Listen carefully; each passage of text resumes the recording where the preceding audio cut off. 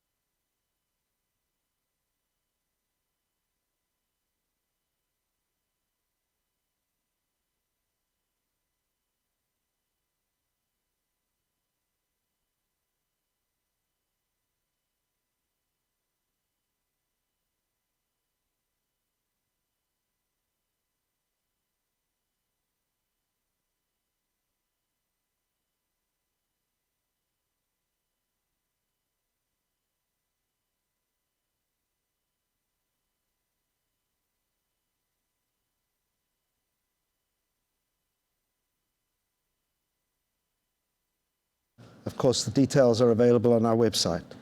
So Henry Schein is the largest provider of healthcare products and related services to office-based healthcare practitioners, that's dentists and physicians in their private practice. And we also provide products and services to alternate care sites where healthcare is provided. We have about just over 1 million customers. That means we service about 1.5 million dentists and physicians.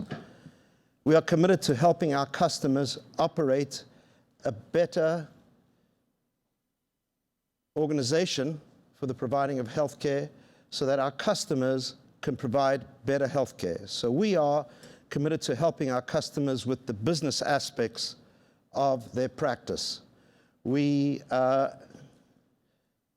$10 billion of sales last year, over 19,000 what we call Team Schein members, TSMs. We've been on the Fortune 500 list for 15 years and in the S&P for the past 4 years.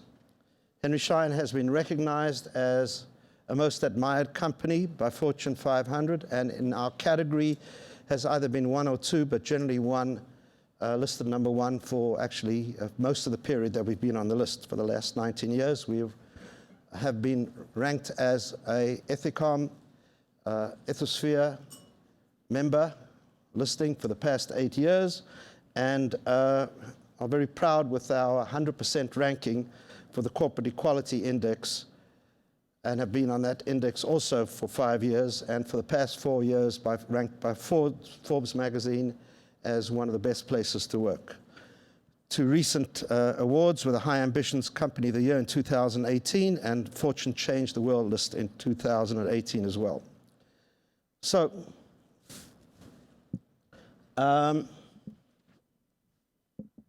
from a market position point of view, we are the largest provider of dental products and related services, including technology, software type systems in the world, and we are the number 2 provider in the United States of products to physicians and alternate care sites. Our financial results have been pretty stable. In other words, we've grown by a track record of something like 15%, just over 15% in compounded annual sales growth since we went public 25 years ago, 14% in EPS growth, and our market cap has grown at 16% compounded annual growth since we went public 25 years ago. We do purchase back, and I'll talk about that later, stock each year. So despite the purchase back of our stock, the market cap has grown by 16% on a compounded annual growth rate since we went public 25 years ago. What is very often not quite understood by Henry Schein, of course, we are viewed as a distributor, but we do a lot more than that. Of course, we believe we have the finest supply chain network in the markets we serve, but it's the value-added services that are really what distinguishes us and helps us create value for our customers who we wish to help run their business, their practice, their organization, and at the same time position them to provide great clinical care. And our focus is therefore on the delivery of healthcare in the practice, or positioning our customers to deliver the healthcare in their practice. In other words, providing our customers with the tools so that they can operate their practice efficiently.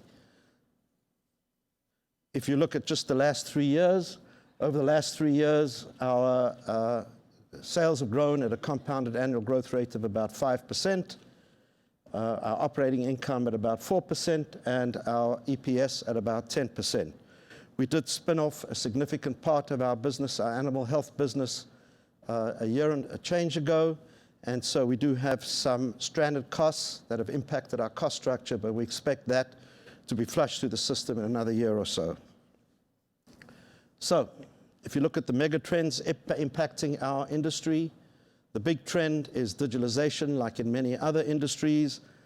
Both our customers are using more technology to deal with their day-to-day operations of the practice, but also using digital technology to undertake the clinical parts of their practice, including, for example, in dentistry, the digitalization of prosthetics, In other words, a crown or a bridge can now be digitally milled and even chairside while the patient is in the practice. This is having a profound impact on our customers' offices.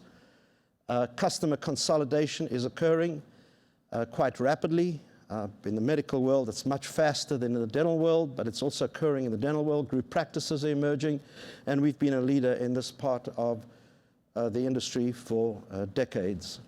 The aging population and the middle class, the baby boomers are, of course, bigger users of the kinds of services that our customers provide, and at the same time, the middle class is growing throughout the world, and the middle class is seeking the kinds of services that our customers provide. There's an increasing awareness of prevention and wellness. A key thesis behind our business is to put our customers in a position where our customers can drive wellness and prevention in their offices amongst their patients. And if you look at dentistry in the last decade or so, there's been significant studies that show a direct correlation between good oral care and good health care. Prevention is key, and we have decided to focus a big part of our business on putting our customers in a position to provide wellness and prevention type activities to patients. Prevent people from getting sick rather than treating people when they are sick. And this is a key thesis behind our business and has helped us, in fact, grow the business now for a while. And we anticipate this as a trend going forward. Of course, the moving of procedures from the acute care setting to the alternate care setting, to the physician office, to the urgent centers, etc., is also a key trend. Demographics of our customers has changed rapidly. Go to any graduation of a dental school or a medical school, and you'll see the majority of graduates today are women. This has changed the way in which our customers operate their businesses, and is an area that Henry Schein has been involved with for decades. We've been a big proponent of diversity in the healthcare provider networks and have done a lot of work in that area. And of course, the big issue we're involved with is prevention of the spreading of disease. I will talk about that in a minute, and it's quite topical, obviously, because of the coronavirus. So, if you look at our growth opportunities, you will see that there's a key goal of ours is to increase penetration of our existing customers. We have a huge number of customers and a huge market share of customers in the markets that we're in, the developed world markets, and we wish to do more business with these customers. We're well positioned to do that, and also add new customers in the developing world.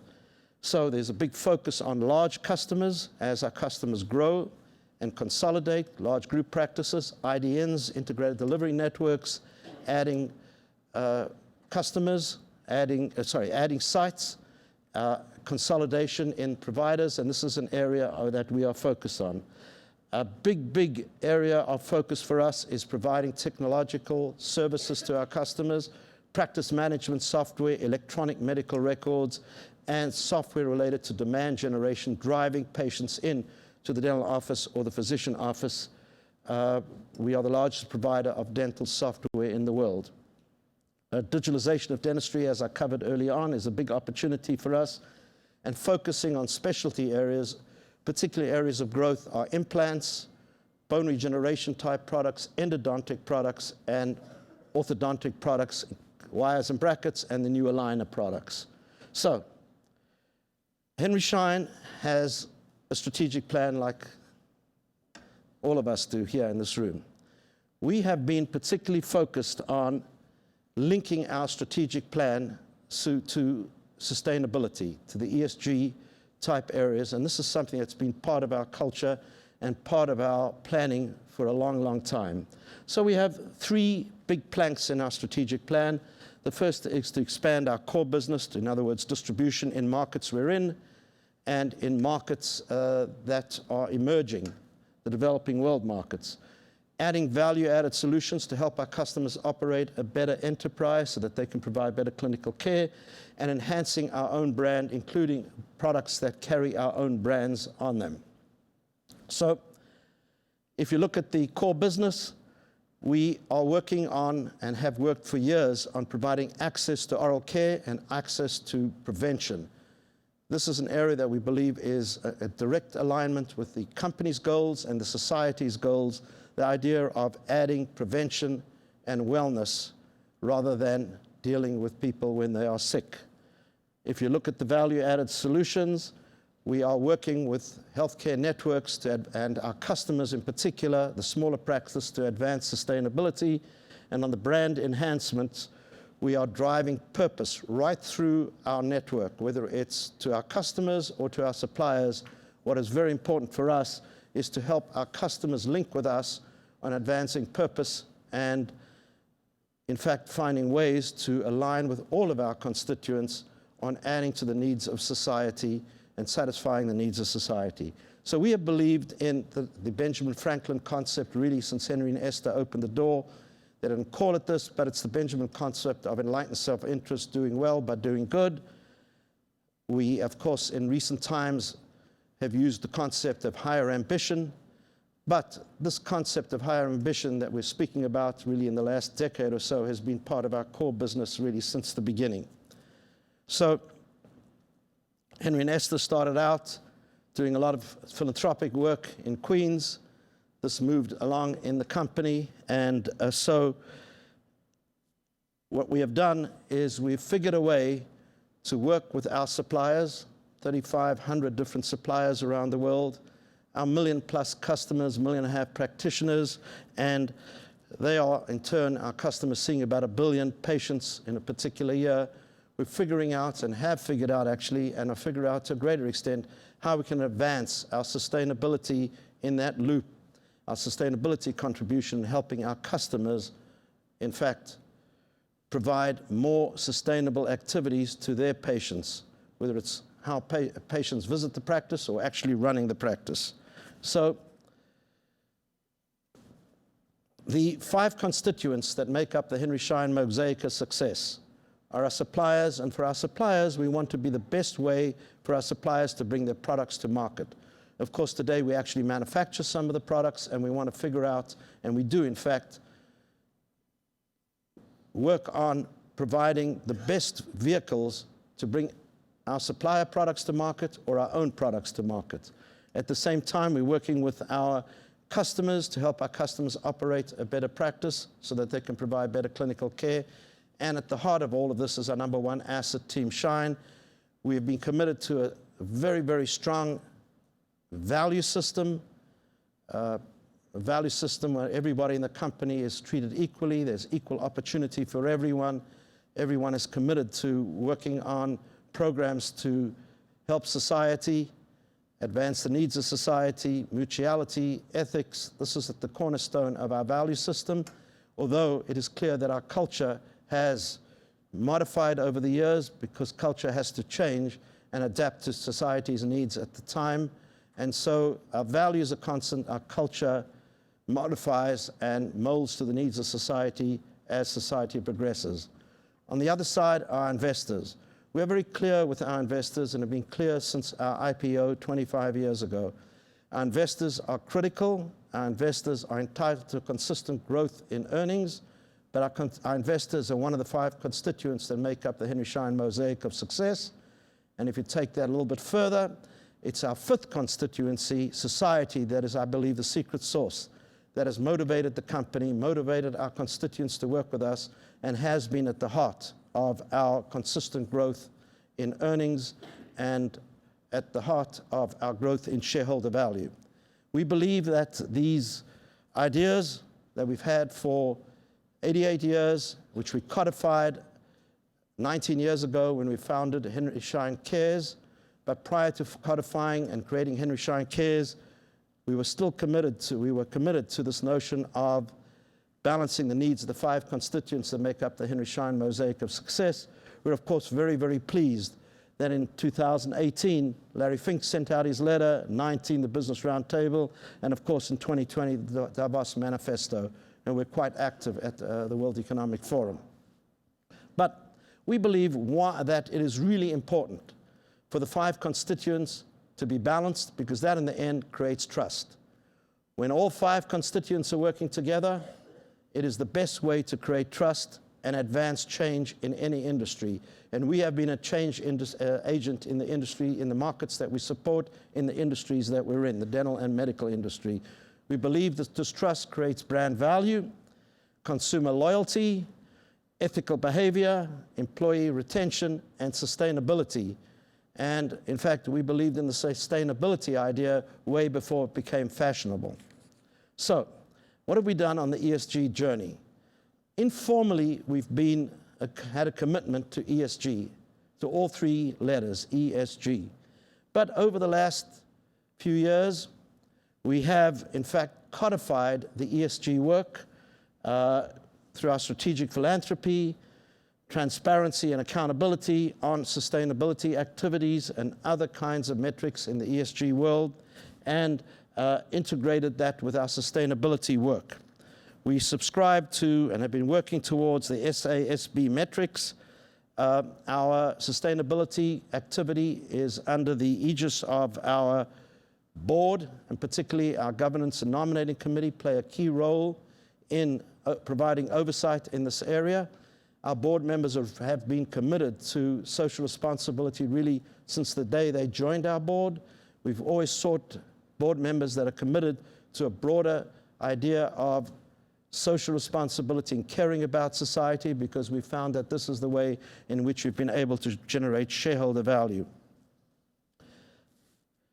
When you look at the E, I can give you, there's a lot of examples. By the way, this presentation with a little bit more will be posted on the website. There's not going to be time to go through all of this.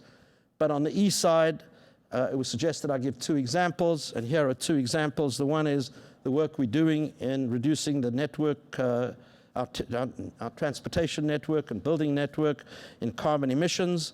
We are working with our top 20 customers on the reduction in carbon emission, and have worked on a number of initiatives in this regard, in particular with our carrier UPS. A lot of work has gone on in this area. At the same time, on the healthcare side, we have worked on ways in which to advance sustainability in healthcare in general, and particularly in sites outside of the hospital. On the sustainability side, we have implemented a number of activities over the last few years with regards to diversity and inclusion. We have what we call our pods, our D&I pods. We have a Women's Leadership Network. We have a Pride and Allies ERG network. In the marketplace, we have worked very closely with the major dental and medical societies in advancing diversity, both in terms of women and minorities in healthcare, sponsoring the American Dental Association's Minority Leadership Institute. And wherever we have an opportunity in this area, we have been active. 20 years ago, we called a summit at LaGuardia Airport of dentists from all parts of the dental community to kick off a diversity and leadership of the dental profession. So we have done a huge amount of work in this diversity inclusion area.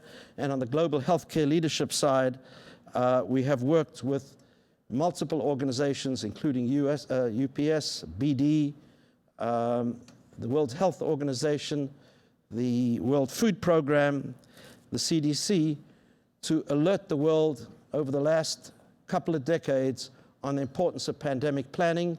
And in 2015, were instrumental in launching the pandemic supply network.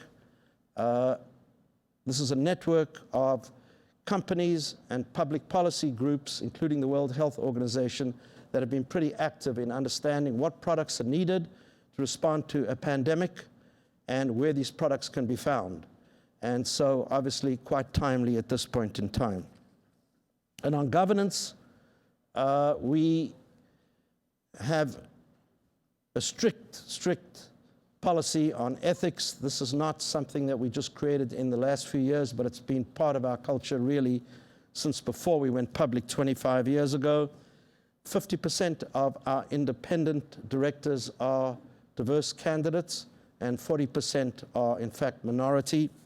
We have a regulatory compliance committee, which is part of our board committee structure, not required, but it's something we implemented. We have a cybersecurity committee, and our directors hold regular meetings in executive session with the CEO, without the CEO, and we are a company that has always believed in the combination of chairman and CEO in one position, but all major decisions are made by the independent directors. So in summary, our goal going forward is to grow by about 1% to 2% faster organically than the markets. Of course, we add acquisitions to that. We have made about 250 acquisitions since we went public. We do about 10 acquisitions a year. Our goal is also to drive non-GAAP EPS to around mid to high single digits, although obviously we aim for a higher number. And we aim to turn our profits into cash, and we've done more than that in recent times. So capital allocation, we generate a lot of cash, goes three ways. We buy stock, about a third of it or so. A third of it we plow back into the business, and about a third of it is used for M&A. And in that regard, we are always looking to add products and services to our platform. So going forward, ESG platform alignment with the needs of our key constituents is very, very important. Multiple organic and strategic growth opportunities abound within the dental and medical businesses. There's no need to go beyond what we do today. We do have a proven track record. We have a pretty stable management team, which is quite experienced in the worlds that we're in. Having said that, we are not shy to add expertise each year from industries outside of our field where we can find executives that bring us talent. So I've gone through it as quickly as possible because I'd like to allow for opportunity for Q&A, but the track record stands on its own. Everything I've said here is available on the website and with some more, of course. So thank you very much for listening, and I look forward to answering any questions. Thank you all. Again, if you are listening through webcast, remember you can submit a question through Slido. Is there anybody in our room that has a question? A lot of them over here. Back here first. Mm-hmm. Hi, thank you for that amazing track record in leading with purpose and ESG tenets in your business. I'm Chris Peterson from Ernst & Young, and my question is, as you strive to create, as you said, a purpose-driven value, are you measuring yourself differently? Are you including different kinds of metric sets to your investors? Is your investor communication different now to portray those different types of purpose-driven value? Well, I'm going to answer with a bit of humor to start with, if you don't mind. And I learned, though, Steve Palladino, our CFO, is here. In our original IPO, I tried to say something funny when we started, and the investors didn't laugh, and that was the last time I did anything funny with investors. But in any event, let me just tell you the history. 25 years when we went public, we had a slide on purpose and values, and at that time, we were asked by our bankers to take it out. So that will answer the change in the world. It's 25 years ago, not so long ago. Bottom line is, we do measure. We issue a sustainability report. We have codified our giving through Henry Schein Cares, which is an NGO. We do not give money just as a donation. We give money where our team can be involved. And yes, we measure results, but I will say that we're only publishing these results in the last few years because there's been no interest. So it's been internal, and we do hold ourselves accountable. Given that we had so many questions from over here also. Sorry, can I just ask one last thing? Oh, yes, of course. And we have a survey every 2 years amongst our team, and one of the questions, or actually a group of questions, relates to the social responsibility of the company and engagement, and we ask the team to judge the company on purpose. Back here? Sorry. Oh, no, not at all, not at all. What are the main adjustments that you make when distinguishing between GAAP and non-GAAP earnings? And what do you say to people who think that companies are obscuring their results rather than informing their investors when they make those adjustments. I'm very sympathetic to making Yes. adjustments. I want to hear how you defend yourself against the inevitable Okay, rejection. well, fact, I think we're more purist than most because we report our earnings on an accrual basis, taking into account depreciation and amortization. We do report cash basis earnings, but we hold ourselves accountable to fully loaded accrual-based earnings, taking into account goodwill and amortization. I believe there are very few companies that do that. Having said that, the adjustments really relate to primarily restructuring, which may occur every few years. And we take those out, and that's permitted, and we show what they are, and we hold ourselves accountable for how much money we put into restructuring and the benefits that shareholders get. But I believe we are quite transparent in our reporting of our earnings, and in particular in the difference between non-GAAP and GAAP. Do we have any from this side of the room? And there's tons of this on the website and lots of analyst reports. A question right here. Great. Hi, if we could just spend a few minutes on the G part of the discussion. So can you speak a little bit about how the board is thinking about the refreshment process? Could you just speak a little louder? Can you speak a little bit about how the board is thinking about the refreshment process, number one? And number two, you touched on diversity in your presentation. Most of the female directors on the board are relatively new. Can you provide some insight as to how they've changed the culture of the board since they've arrived? Well, actually, there's a combination of, first of all, we're in a highly unusual situation. We do have 5 of our 15 directors that are management, but there's a history behind that. I've never heard an investor complain because at the end of the day, you've got to produce results, but there's a history behind that. All of the major decisions are made by the independent directors, including our lead director, who chairs the board meetings on sensitive matters, and those only relate to, and those discussions are only held amongst independent directors. I think the board consists of a mix, I have to think through the numbers quickly, of people that have been with us really since our IPO. The 2 initial directors, one of whom left the board about 2 years ago, was because of age limit, and the other one leaves the board in about a year or so. But I believe we have about half the board of independents that have been with us for 5, 6, 7 years, and half the board that is relatively new. I think if you look at our list of board members, it's a good mix and quite a credible group of directors. The only real requirements we have, I mean, other than the traditional qualifications, is that directors subscribe to our purpose-driven culture. And it's never really been an issue in recruiting because actually most, I think, people that are interested in joining boards are interested in this today, ESG. Perhaps 10 years ago were not as interested, but found it quite interesting. On refreshing, first of all, the board conducts surveys amongst themselves under the chairmanship of the lead director. And our board is, I've been told by board members, many of whom are on substantial boards, that we are actually much more transparent than most boards.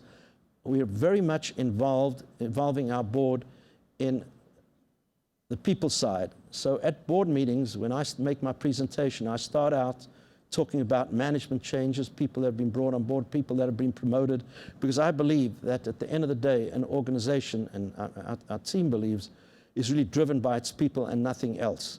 So our board members are very much engaged in understanding the people and are regularly refreshed on what is happening in the organization from a people point of view and how those people, how the people contributions and the movements line up with our strategy. I'm not sure if I answered your question or there's something more specific. Sorry? She just asked about the female members of the Oh, board. so you want to know who they are?